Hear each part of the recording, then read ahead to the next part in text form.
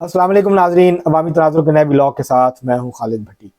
आज के इस व्लॉग में हम बात करेंगे, आज पाकिस्तान में 12वें आम इंतखाबात के लिए वोटिंग का वक्त ख़त्म हो गया है। आज सारा दिन लोगों ने अपनी मर्जी के उम्मीदवारों को वोट डाला। अब जो लोग पोलिंग स्टेशन के अंदर हैं वो इस वक्त वोट डाल रहे हैं।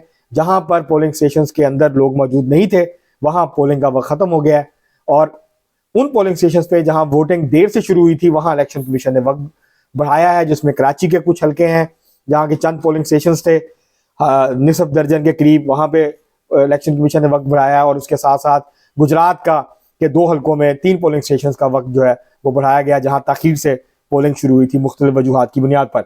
इसके अलावा पूरे मुल्क में 90,800 के करीब पोलिंग स्टेशन थे जहाँ पुरअमन तरीके से इंतखाबात हुए। कहीं मामूली लड़ाई झगड़े हुए लेकिन कोई बड़ा नाखुशगवार वाक़या पेश नहीं आया, और अच्छे तरीके के साथ जो पोलिंग है वो उसका अमल मुकम्मल हो गया। इससे पहले कि हम आपको तफसीलात दें और टर्नआउट के हवाले से आपको बताएं कि लो टर्नआउट रहा है, तो लो टर्नआउट का फ़ायदा किसको होगा, नुकसान किसको होगा, इसके ऊपर हम बात करेंगे। इससे पहले कि हम व्लॉग की तरफ बढ़ें, आपको तफसीलात दें। अगर आपने हमारा चैनल अवामी तनाज़ुर अभी तक सब्सक्राइब नहीं किया, उसको सब्सक्राइब कर लें।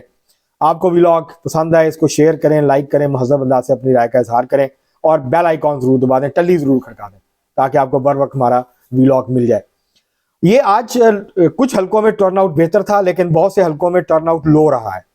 अब लो टर्नआउट जो है उसका फायदा किसको, क्योंकि तहरीक इंसाफ ये दावा कर रही थी कि इलेक्शन वाले दिन लोग निकलेंगे, एक सुनामी होगा, तूफान होगा सड़कों पे पूरे पाकिस्तान के पोलिंग स्टेशन के बाहर और अंदर, और हम वोट से वो सब तहस नहस कर देंगे पूरे सिस्टम को। लेकिन ऐसा कुछ होता नजर नहीं आया आज। और पीटीआई के वोटर खास तौर पे मैं अगर बात करूं, लाहौर, कराची, इस्लामाबाद, इसी तरह मुल्तान, फैसलाबाद के जो पोश एरियाज हैं वहां वो टर्नआउट देखने को नहीं मिला जो 2013 और 2018 के इंतखाबात में देखने को मिला था। इससे नजर ये आता है कि जो पीटीआई का वोटर था वो उस बड़ी तादाद में नहीं निकला जितनी की तवक्को की जा रही थी कि वो निकलेगा। पीटीआई भी तवक्को कर रही थी, बाकी लोग भी तवक्को कर रहे थे। तो बहरहाल लो टर्नआउट का फायदा लगता यह है कि मुस्लिम लीग नून को होगा, सिंध में पाकिस्तान पीपल्स पार्टी को होगा, पंजाब में मुस्लिम लीग नून को होगा, और खैबर पख्तूनख्वा का भी कुछ कहना बहुत कबल अज वक्त है। लेकिन अगर वहां भी टर्नआउट ज्यादा नहीं है तो इसका नुकसान तहरीक इंसाफ को हो सकता है इस बात का। तो अब देखते हैं कि टर्नआउट की शरह क्या रहती है। शहरों में मुझे नहीं लगता कि 35-36% से ज्यादा शहरों में वोट पड़ा है। आखिरी 1 घंटे में अगर कुछ शरह बेहतर हो जाए तो कह नहीं सकते, लेकिन ये लगता यही है कि 40% से नीचे नीचे शहरों के अंदर टर्नआउट है। कुछ हल्कों में कराची के तो शायद टर्नआउट वो 15, 20 या 25% से भी के करीब हो, इससे भी ज्यादा ना हो। अब जब रिजल्ट आएंगे तो फिर पता चलेगा कि वो असल सूरत क्या बनती है। लेकिन जो टर्नआउट था, तहरीक इंसाफ को जो तवक्कुआत थी कि लोग बहुत बड़ी तादाद में निकलेंगे और सैलाब आ जाएगा पोलिंग स्टेशन के बाद वोटर्स का, तो ऐसा कुछ नहीं हुआ। लाहौर में अगर जहां मैं देखा है, जो गरीब इलाके हैं, जो वर्किंग क्लास के इलाके हैं, जो लोअर मिडिल क्लास के इलाके हैं, वहां टर्नआउट ज्यादा था, वहां टर्नआउट बहुत बेहतर है। वहां लोग निकले हैं, खवातीन भी निकली हैं, मर्द भी निकले हैं, नौजवान भी निकले हैं, उन्होंने वोट डाला है। लेकिन जो अपर मिडिल क्लास के इलाके हैं, जो अमीर इलाके हैं, वहां जो तहरीक इंसाफ की सबसे ज्यादा सपोर्ट है, वहां टर्नआउट कम रहा है तवक्को से। इसका नुकसान तहरीक इंसाफ को होगा। तहरीक इंसाफ के जो वोटर्स हैं वो उतनी बड़ी तादाद में नहीं निकले। इसकी भी एक वजह तो जो इमरान खान साहब को सजाएं सुनाई गई और जो कुछ तहरीक इंसाफ के हवाले से हुआ, और ये क्लियर हो गया था तहरीक इंसाफ के वोटर्स को, सपोर्टर्स को, कि वो जीत नहीं पाएंगे। लेकिन इसके बावजूद जो उनके डाई हार्ड वर्कर्स से सपोर्टर्स हैं वो निकले हैं, उन्होंने वोट डाला है। और कहीं पर मैंने जिन पोलिंग स्टेशन का विजिट किया, कहीं पर पुलिस ने या किसी इंतजामिया ने पीटीआई वालों को ना तंग किया है, ना उनके कैंप उखाड़े हैं, ना उनको वो हरासा किया गया है। बड़े स्मूथ तरीके से वो बैठे हुए थे, उसी तरह मेज कुर्सियां लेके, जिस तरह पोलिंग स्टेशन के बाहर जो कैंप्स थे उसी तरह बाकी पार्टियों के लोग भी बैठे हुए थे। तो एक तो लड़ाई झगड़े के वाकयात बहुत कम हुए हैं। कोटद्दू में एक बड़ा अफसोसनाक वाकया हुआ है, फायरिंग हुई है 2 मुतारफ ग्रुपों की, उसमें कुछ लोगों की शदीद जख्मी हुए हैं। इसी तरह लाहौर के भी चंद पोलिंग स्टेशन पे लड़ाई झगड़े के वाकयात हुए हैं, लोग जख्मी हुए हैं।